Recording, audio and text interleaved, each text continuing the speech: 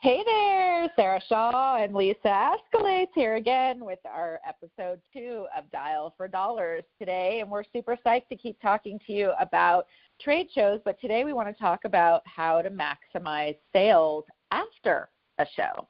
Hey, Lisa. Hey, Sarah. Great topic. Love this. Love this. Me too. Love this. Follow-up is my favorite thing. And dollars are ours, I believe so. All right? Oh, yeah. We're all about the dollars. Uh-huh. Yeah, because at the very end, right, you're only as good as what you sell at the end of a show. You better believe it. You better believe it. So, I think a big mistake that many people make is not following up. Not following up. You're spending all of this money on trade shows and booths and even walking through, because sometimes you don't necessarily have to get a table, but you can walk through. So when you're picking up business cards, what are you doing with them after? If you're not following up, it comes out to nothing. Exactly. What's your favorite way to follow up? Oh, my favorite way is I take business cards. I also take pictures of business cards and then I also title and make sure I indicate. I know it sounds like a lot of work, but I will also indicate who this person is, what they were doing, and even our conversation, because otherwise you'll get home or back to your office and say, wait a second, all these business cards, they look alike. So I make sure I document everything and make notes about when and how I'm following up, whether it's via email, phone conversation. In addition to that, Sarah, I'll also say to the person, what's a good time to chat, and I write that down. I write that date down, and I follow up. So do you have like a book that you staple the cards into and make little notes? Yes, I do. Yep. Otherwise, I wouldn't do it. They'd be everywhere. Exactly. Right. What about you? How do you do it? Oh, exactly. Same way. I've done it. Sometimes I'll write on the back of the business card, but some of them are glossy and you can't actually write on the back unless you have a Sharpie, and then you got to worry about it smudging.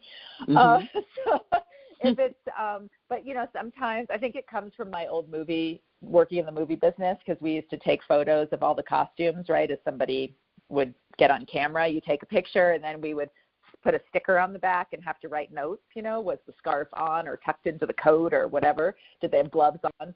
And so I became really good at taking notes, and it really helped me when I did trade shows, because we had all these different ways of doing it. Sometimes I'd scribble on the back of the card. We had a book that we would make notes in. Sometimes the person was taking notes, right? Last time we talked about, like, sometimes at shows people just take notes on your products, right? They want to know about it. They want to write down the items with you that they think they might want to order, and then I would staple their card to my copy of it and make a bunch of notes on there. Sometimes we would have little codes like stars, meaning like hot ticket. And those were the people that we would call first. And then sometimes, if I was really organized, we would take a picture of because this was before cell phones, before an iPhone. So we would actually take a photo with the camera of the order, and that of the hot orders, right? And that, because sometimes I stayed in New York for days after the show, right? Because I had press meetings, or I wanted to see the Met what just opened at the Met or something. Yeah. And but I always stacked press conferences and the desk sides and stuff when I went to New York. And so I would want to get the hot stuff back to my office. So I'd take a bunch of photos with my digital camera, plug it into my computer, load it up, right, and then email these to my office so that they could follow up with the hot leads right away. Because if I wasn't coming home for 3 or 4 days after the show, we wanted to immediately get on it with these people, because the more time that goes by, right, they're placing orders with other people and buy dollars. That's right. No, I love it. The listeners are going, okay. That's I mean, girl, I worked until like 2 in the morning. Yeah, exactly. I know. What year was I born? And well worth it. And well worth it. I did the same thing. Totally. I did exactly the same thing, and it was worth it. And even if you got less because it took you more time, you're optimizing those leads that you got, the leads that you got. And I got to tell you something. 9 times out of 10, they're shocked when you get back to them quickly, right? Because most people don't follow up. Most people either don't follow up or take weeks. I don't want to bother them. They just got back from the show. I'm going to give them some time to settle in. Well, they're going to settle in and right? Me too. They're going to settle in and spend their money with you. That's right. And they're happy to hear from you. They're happy to hear from you because they're so busy that they're waiting. I mean, they're busy following up themselves from the trade show that they were at, that they can't wait for you to call them because they don't have time to call you. Mm-hmm. Exactly. And the same thing applies if you don't go to the show. Exactly. Right. The other thing I want to talk about with the trade shows, absolutely, is I have gotten the books because sometimes I can't stay at shows. I'm very, very busy doing other things, consulting and meeting with inventors and blah, blah, blah. So I'll take the book from the trade show, okay? So when you register for a trade show, you automatically get a book of all of the names of the people who are in attendance. So, the last trade show I went to was a toy show, and every name, the largest companies in the world were in this book. And I got incredible leads, great products, great prospects. So, if you're not there or you can't stay there, get that book and follow through that way.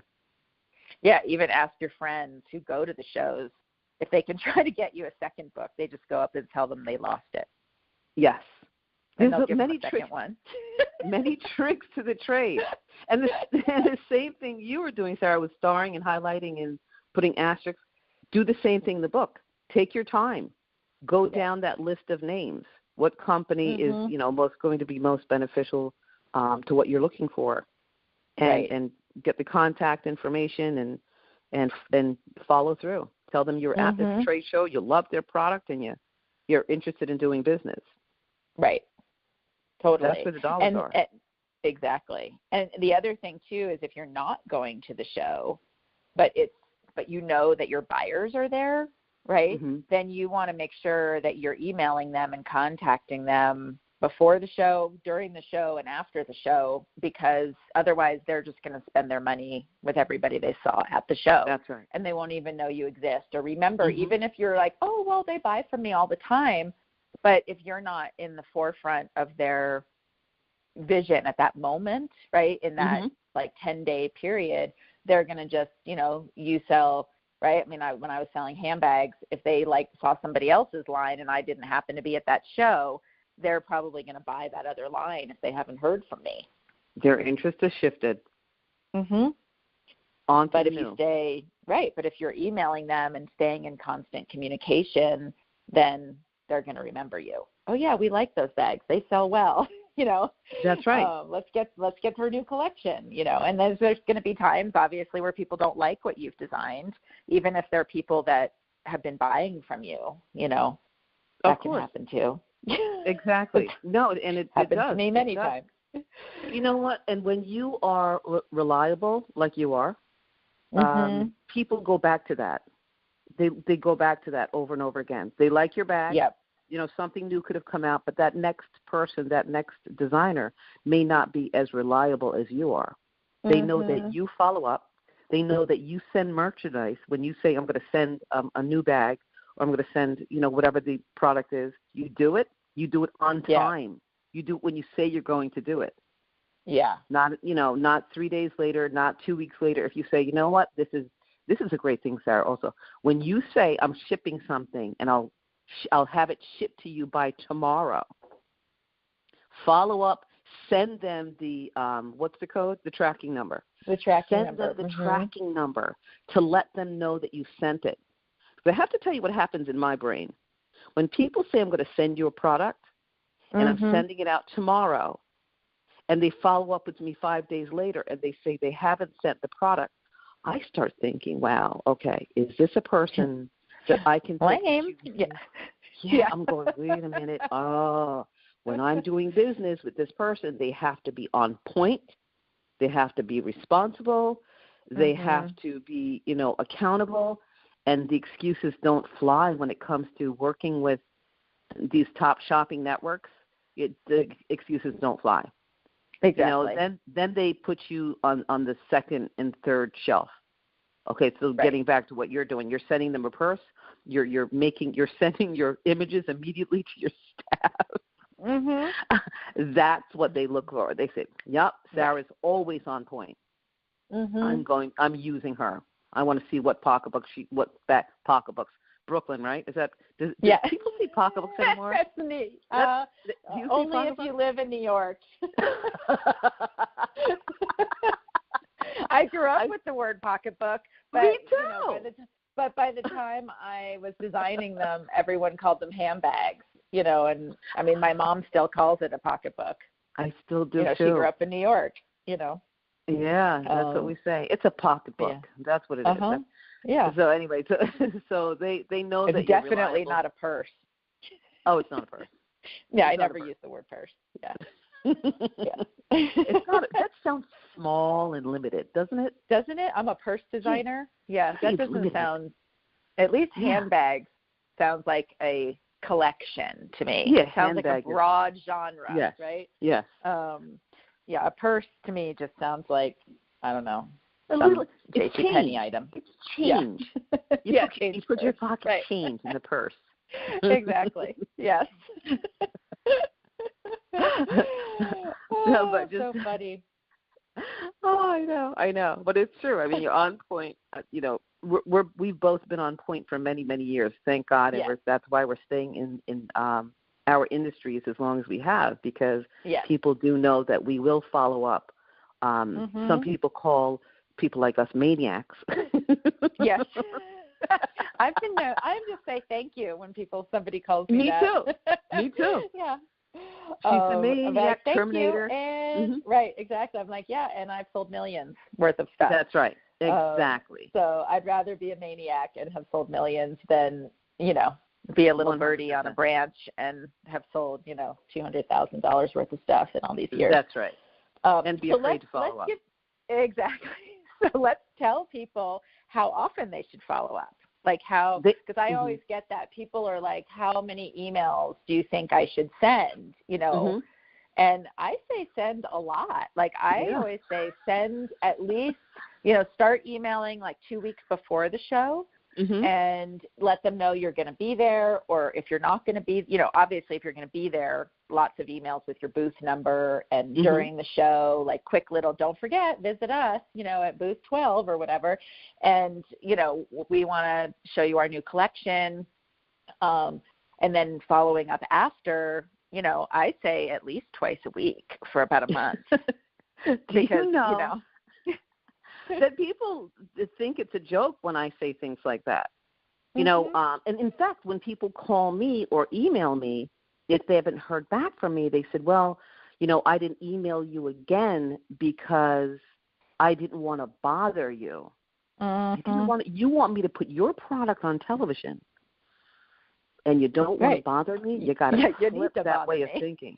You bother me because I'm going to remember you. I'm going to say this person continues to follow up with me, and that means they mean business. They're serious. You email me once and end it, that means you're not so interested. Follow up continuously. Send 3-4 emails a day. Nicely. Don't be, you don't have to, you can, hey, what's up? Remember me? Remember this line? And what I like to do also, Sarah, is put different subject. The subject line is your friend, by the way, everyone. Call to attention in that subject line. Put something creative in that subject line so that they want to look. That's the first thing people look at when they're looking at email. They're looking at that subject line. What's going to make me get back to that person, especially buyers? What is going to make me get back to that person? So, yes, I say, to answer your question, as many emails as possible, being nice, obviously being courteous when you're sending an email. Sometimes you could be funny. And, and just look at different times a day, right? Yeah, exactly. Yeah. I mean, like during the trade show, like actually if you're at the show and you're, and let's say it's a 3 or 4 day show, I always schedule out the emails. I pre-do them all. you know, just so that, and that's what I suggest, so that you're not, you know, freaking out during the show because you're supposed to be selling there and not worrying about emails during the day. You know, unless something awesome happens, like if some huge company orders from you, I would definitely turn around and quickly get an email out to all the other buyers and let them know. You know, we just got picked up by Bloomingdale's or something. But like, woohoo! Yeah, but I do crazy subject lines like, I saw you in line at the coffee stand. Or, you know, or I waved to you this morning or something like that. Because that, and if you do it like you're a friend, you know, not with all capitals or, you know, things that that your friends might, you know, so you want your email subject line to look like you might be the buyer's friend. Sometimes I even do the RE : like I'm responding to one of their emails. Tricks of the trade, girl. You got to get sneaky and feel, you know, worm your way in there so that they open the email. The other thing is they're human. This is a girlfriend. You know, remember, they're not just buyers sitting in a corporate office. They're people. They're moms.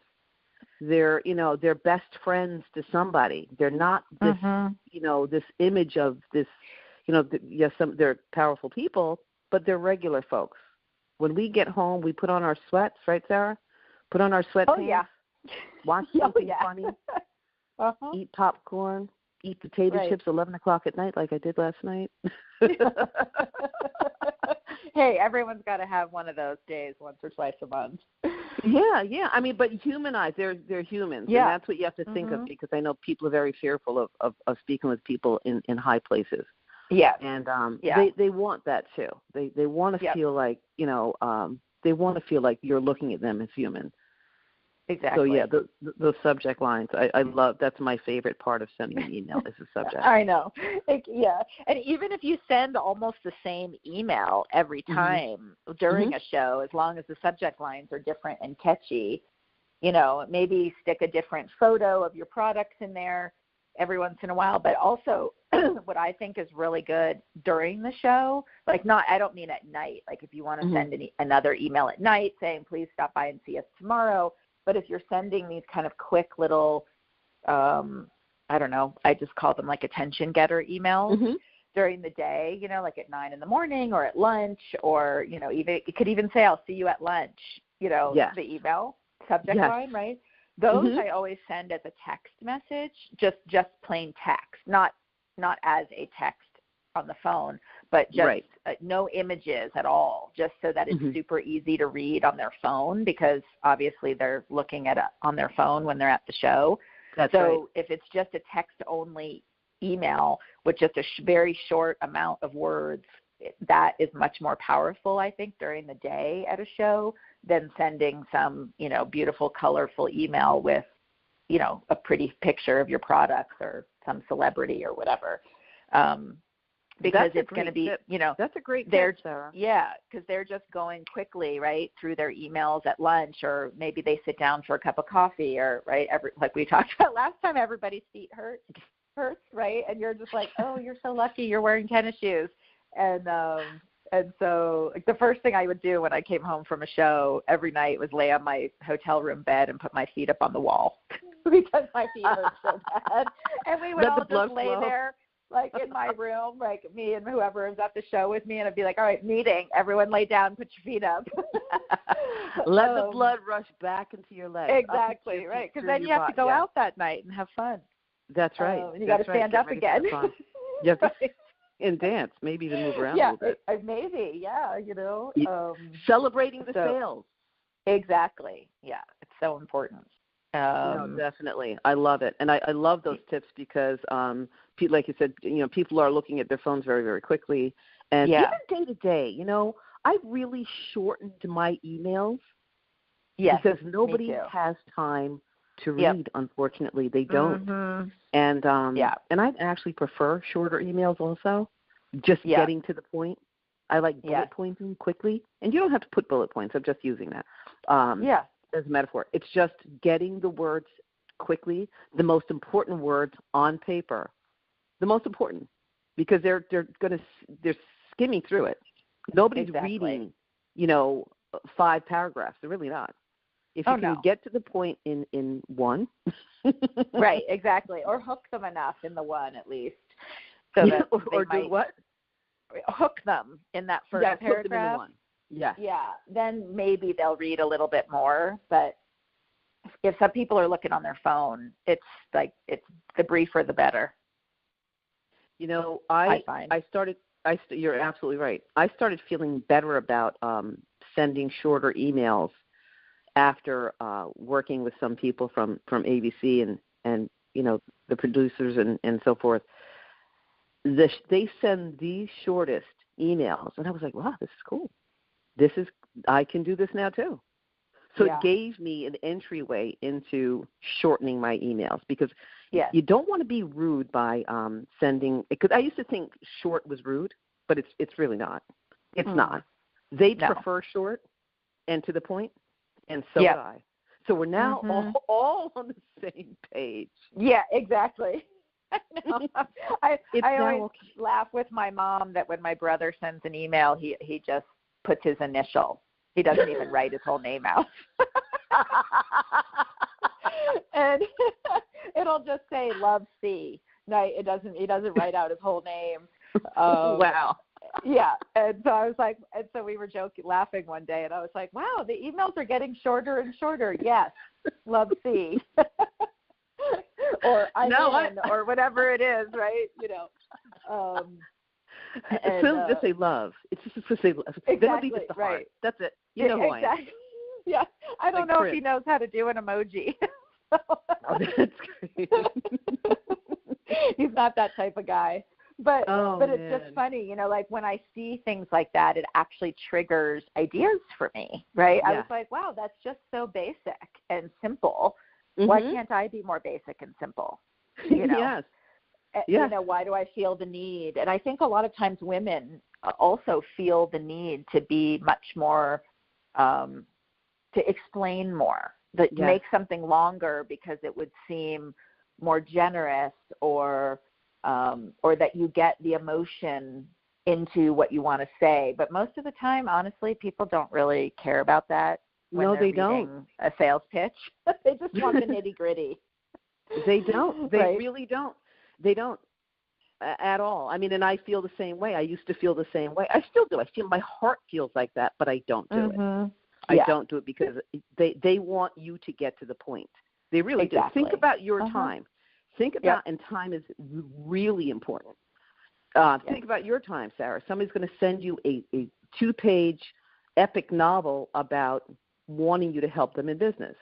Well, what do you? I get them. I know you do. I get the same thing. Yeah. I have an idea. Well, I want you to take me Yes, I have an idea, right? Mm-hmm. And they want to tell you their whole story about how they got the idea instead of just 5 lines. Hey, I have this amazing idea. It's patented or it's not patented, or here's the 3 bullet points. Can you help me? That's it. That's the kind of things that you want, and that's what. What I always say to people is write out your pitch, your letter, your email, whatever it's going to be, and then go back and edit it 3 times. There you go. And I find that, and I do that to myself too, especially, like if I'm pitching myself to, let's just say a business magazine or something, right? Because I'm not pitching myself to stores right now, but but any kind of pitch, whether it's, media or a store or whatever, you have to go back and look at it 3 times. And then I think at that point you've edited it down enough, right? So that you feel like you've just gotten to the nitty gritty and given them what it is that they need. And the same thing when you're following up with stores or even contacting stores for the first time, honestly, they might be interested in your story at some point, but really they just want to know why their customers would like your stuff and why it would sell well in their store. That's the bottom line. They're all about the money. All about the money. All about the money.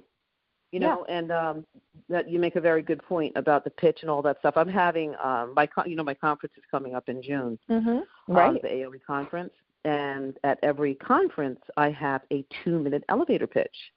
So so on my website, I have how to fill out this form and what they need to give me in order to pitch. And the stories are incredibly long.